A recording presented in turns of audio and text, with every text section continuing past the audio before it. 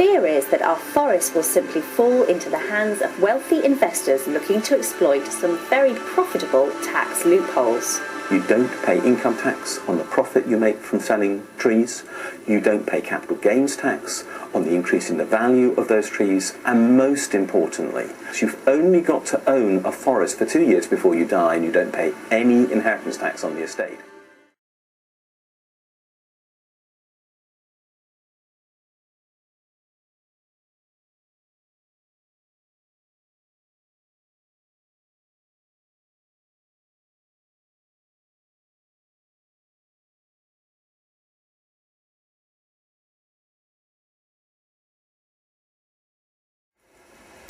Our forests represent more than just scenic walks. They're central to our heritage and our environmental prosperity, and some of them are under threat.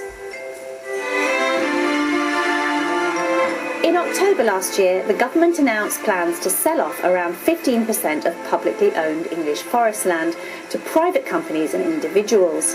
They said the plan was part of David Cameron's Big Society vision, an attempt to empower local businesses and communities and shift the balance of power away from central government.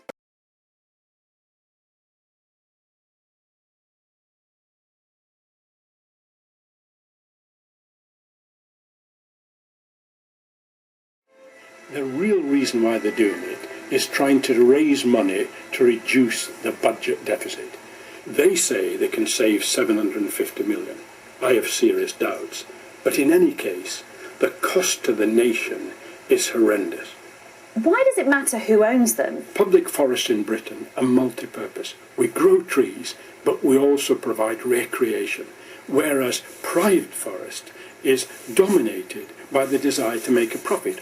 The government have announced their intentions to loosen the planning laws.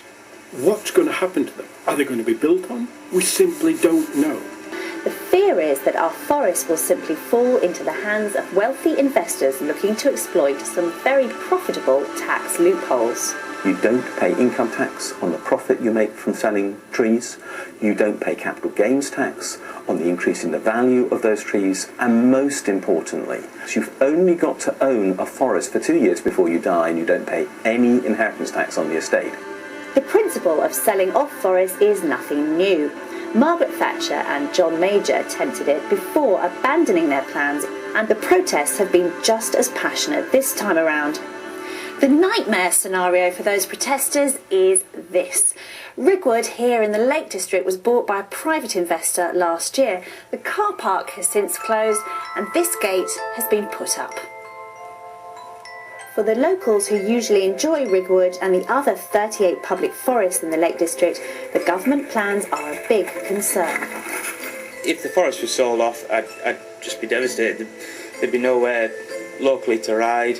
It'd just be a huge loss to the whole of England. The Forestry Commission over the years have been very good at accommodating our bikes, and it's very hard to see a private owner would spend that extra money and go the extra mile to accommodate us. It's a lifeline for so many people who live here and who visit here, and it would be a very sad thing if access was curtailed in any way. The government is spending £120 million a day just servicing the national debt. So we know the sacrifices have to be made, but once a forest is gone, it's gone forever. You don't have to be a tree hugger to be concerned about that.